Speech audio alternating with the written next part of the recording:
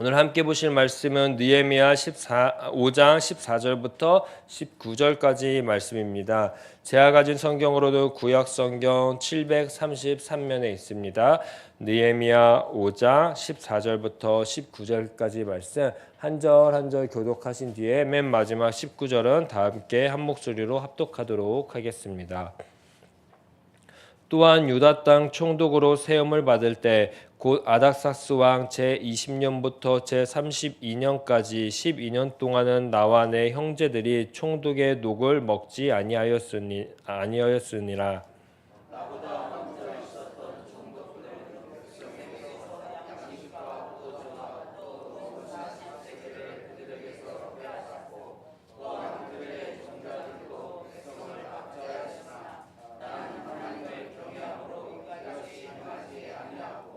도리어 이 성벽 공사에 힘을 다하며 땅을 사지 아니하였고 내 모든 종자들도 모여서 일을 하였으며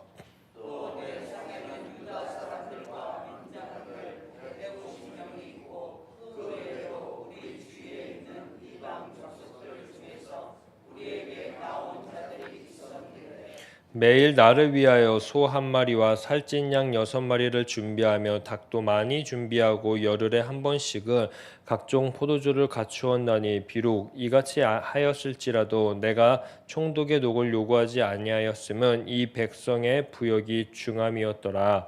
내 하나님이여, 내가 이 백성을 위하여 행한 모든 일을 기억하사 내게 은혜를 베푸시옵소서. 아멘.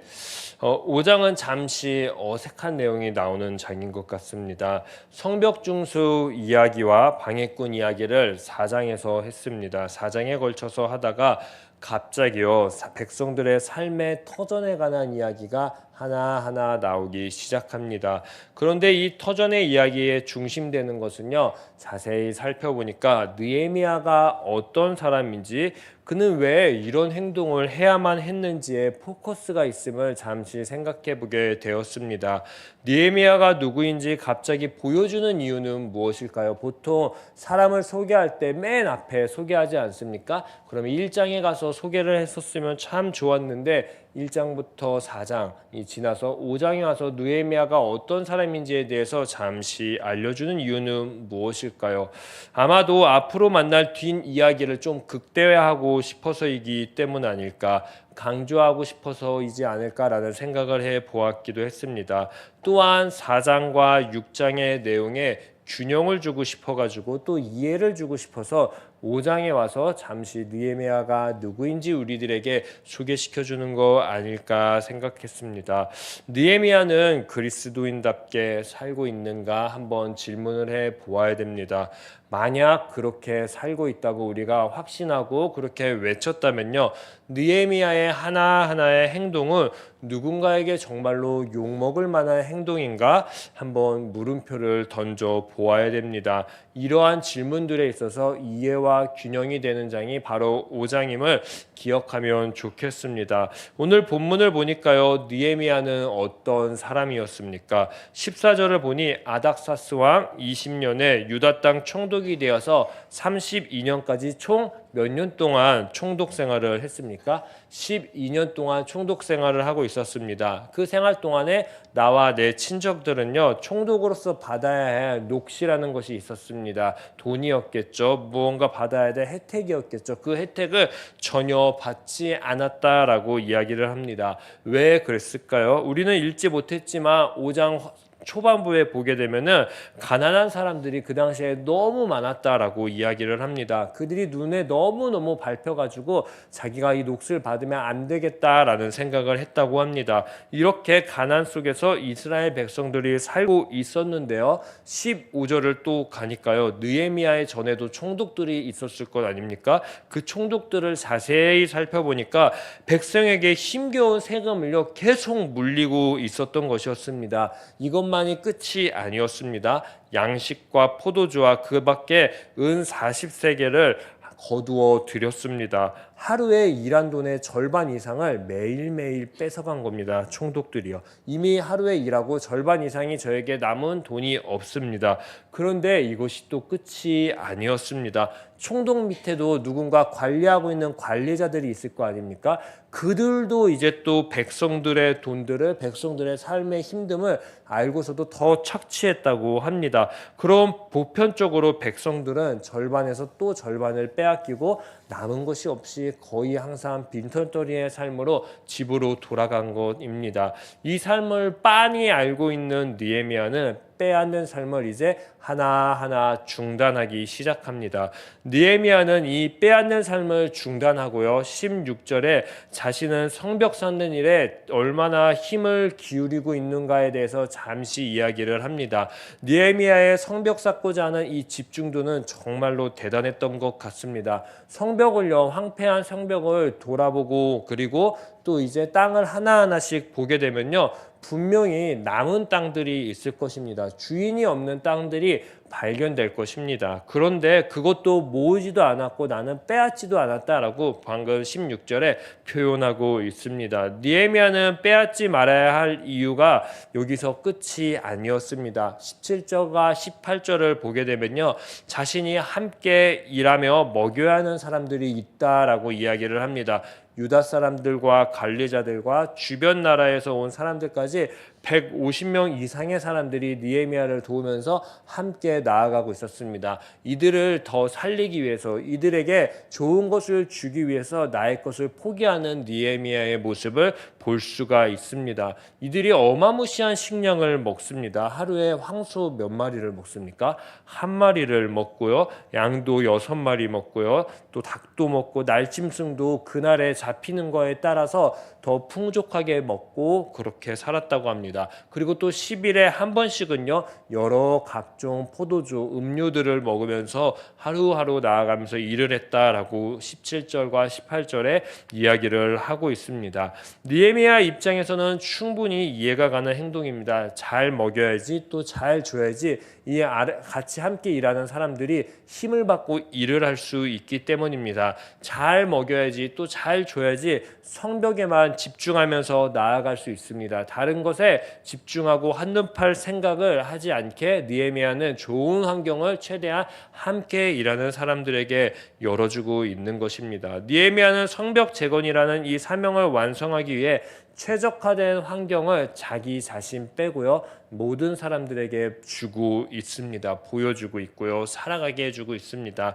자신은 마땅히 받아야 될 것을 포기하고 백성들에게는 빼앗음이라는 큰 짐을 더 이상 주지 않는 모습을 오늘 우리는 발견하게 됩니다. 이제 한번 생각해 보면 좋겠습니다. 느헤미야는 어떤 사람입니까? 나보다 남을, 남보다 우리를 생각하는 사람으로 정리해 볼 수 있습니다. 또 있습니다. 높음보다 낮음이고요. 그리고 착취보다 공생을 생각하는 사람임이 분명합니다. 마지막으로 또 하나가 있네요. 빼앗음보다 희생과 헌신이 이곳저곳에서 묻어나는 사람이고요. 자기 자신이 누리는 것보다요, 하나님의 사명을 이루는 그런 사람이었습니다. 이처럼 느헤미야 5장은요, 느헤미야가 이런 사람임을 우리들에게 알려주고 싶었습니다. 그런데 이런 사람이 될 수밖에 없는 이러한 행동을 한 이유가요, 백성들이 그저 가난하기 때문에 이런 삶이 그에게 묻어난 것이 아니라는 것을 느헤미야 5장은 분명하게 우리들에게 한 번 더 이야기를 합니다. 이런 삶을 할 수 있었던 이유가 과연 무엇입니까? 이런 삶이 습관처럼 나오는 이유가 무엇입니까? 그것은 바로 말씀, 율법에 느헤미야가 입각한 삶이었다라고 5장에서 이야기합니다.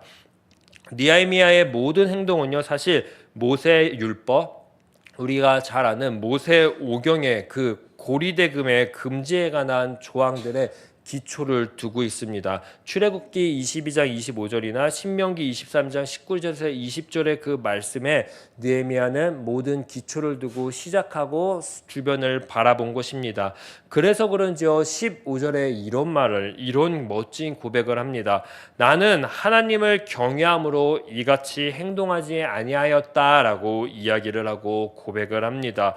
오늘 본문은 우리들에게 알려주는 것입니다. 느헤미야의 삶을 삶을 철저하게 분석해보고 바라보니까 말씀 위에 세워진 삶이었구나, 하나님을 경외하는 사람이었구나라고 느헤미야서 5장은 우리들에게 느헤미야가 어떤 사람인지 오늘 알려주고 있습니다. 어떤 사람입니까? 어떤 행동을 하는 사람입니까? 나보다 남보다 우리를 생각하는 사람이고요.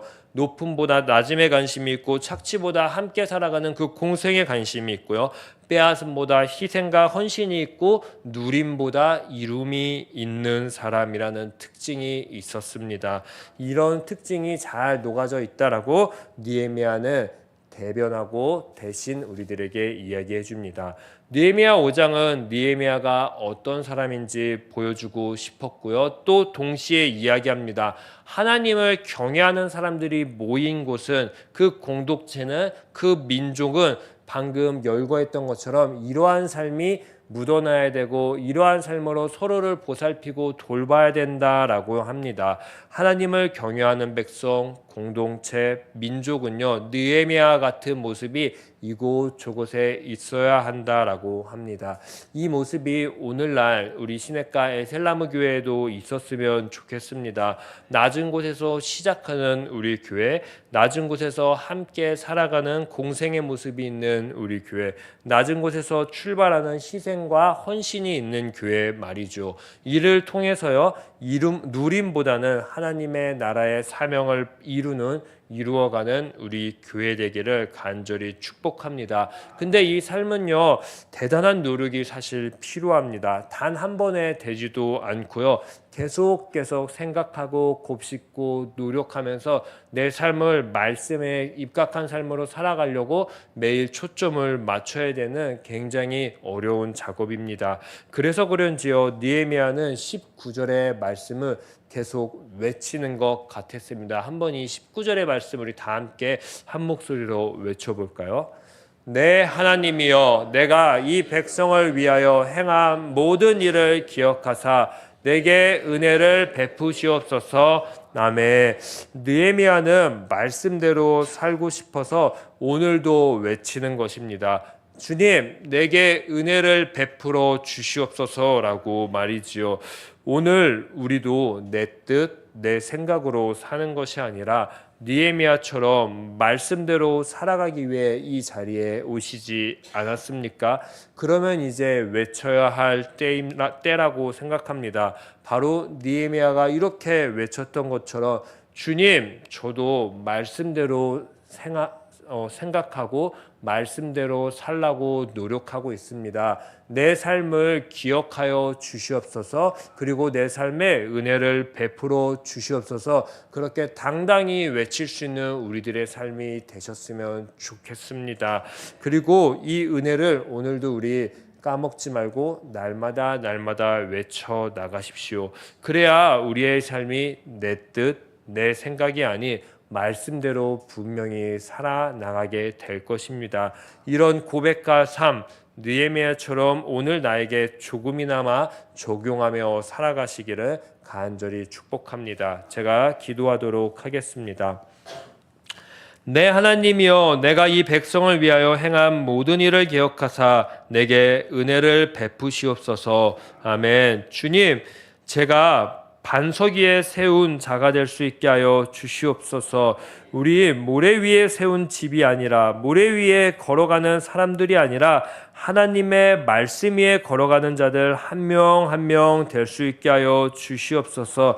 그 말씀을 따라 살아가니까요, 우리의 시작은 늘 낮은 곳이고요, 우리의 시작은 늘 함께하는 것이고요, 우리의 출발점은 희생과 헌신이고요. 그래서 이를 통해 우리는 무언가 누리려고 하는 것보다 하나님이 주시는 사명을 이루어가는 사람임을 날마다 깨닫게 하여 주시옵소서. 그 삶으로 살아가다 보면은 많은 백성들이 우리들에게 올 것입니다. 많은 백성들이 예수 그리스도를 보게 될 것입니다. 그 사명을 늘 감당하는 우리들 되기를 간절히 소망하며 이 모든 말씀 예수님의 이름으로 기도합니다. 아멘. 하늘에 계신 우리 아버지, 아버지의 이름을 거룩하게 하시며 아버지의 나라가 오게 하시며 아버지의 뜻이 하늘에서와 같이 땅에서도 이루어지게 하소서. 오늘 우리에게 일용할 양식을 주시고 우리가 우리에게 잘못한 사람을 용서하여 준 것 같이 우리 죄를 용서하여 주시고 우리를 시험에 빠지지 않게 하시고 악에서 구하소서. 나라와 권능과 영광이 영원히 아버지의 것입니다. 아멘. 오늘 이 시간 함께 기도할 때 하나님, 나에게 느헤미야의 같은 모습이 있습니까? 만약에 없다면 내 삶에 말씀을 넣어 주시옵소서. 그리고 내 삶 가운데에 흔들리지 않는 그 말씀을 꼭 붙잡고 느헤미야와 같은 삶을 살아갈 수 있게 하여 주시옵소서라고 우리 주여 한번 외치신 뒤에 합심해서 기도하도록 하겠습니다. 주여! 하나님, 오늘 우리들의 삶에 하나님의 말씀 위에 살아갈 수 있는 힘과 용기를 주시옵소서. 은혜를 내게 베풀어 주시옵소서. 내 삶의 모든 행동을 아시는 주님, 모든 것을 기억하시는 주님, 내게 은혜를 베풀어 주시옵소서. 하나님께서 은혜를 베푸시며 분명히 우리들의 삶을 바라보는 나 자신,